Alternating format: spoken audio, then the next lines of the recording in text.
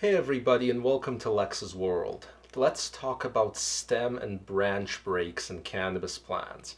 The first time this happens to a person's cannabis plant, they panic because you got a big injury, or at least what always seems like a big injury when it occurs. So today I'm going to quickly explain what you can do, whether it's a stem or a branch or whatever that broke off.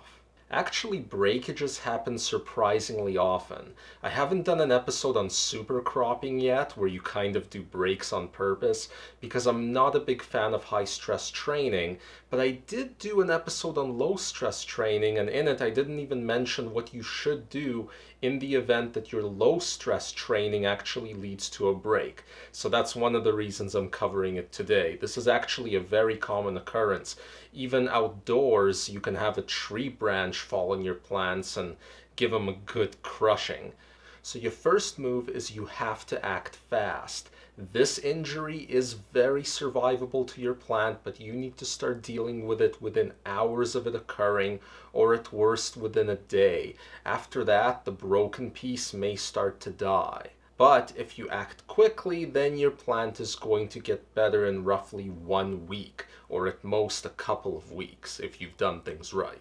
Plants heal themselves really well as long as you put the branches back together exactly the way they were with no gaps in between, and then find a way to brace them there for a prolonged period. Once you start dealing with it, first look to see if there's any dirt or soil or debris in the wound. Make sure you clean it off before you stick the two pieces back together.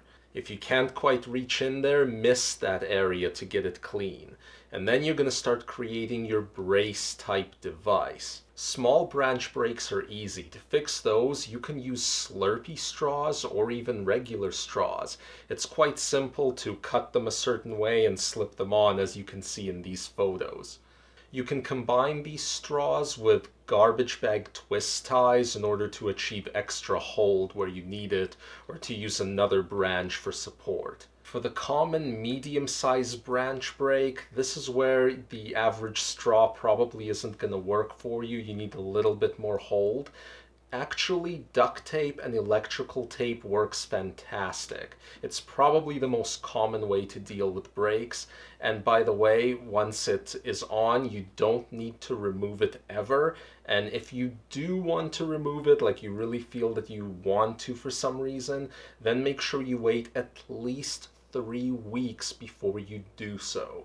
Then there is the dreaded main stem break. These are scary, but again, your plant can easily fix itself so long as it's handled quickly.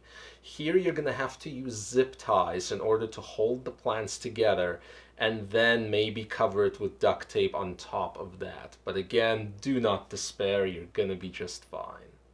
By the way, auto-flowering cannabis strains are really good at fixing themselves, and they're much better at that due to their resilient ruderalis genetics. So if you are going to be doing stuff like super cropping over low stress training, and you're going to be doing a lot of branch breaks, definitely try it with autos, especially if it's your first time.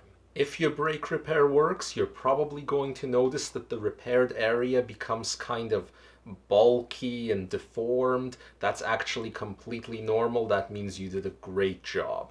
And there you go, guys. That's my 2 cents on breaks for whether it's branches or stems. Hope you enjoyed the show, and if you did, be sure to subscribe and hit that like button. See you all next time.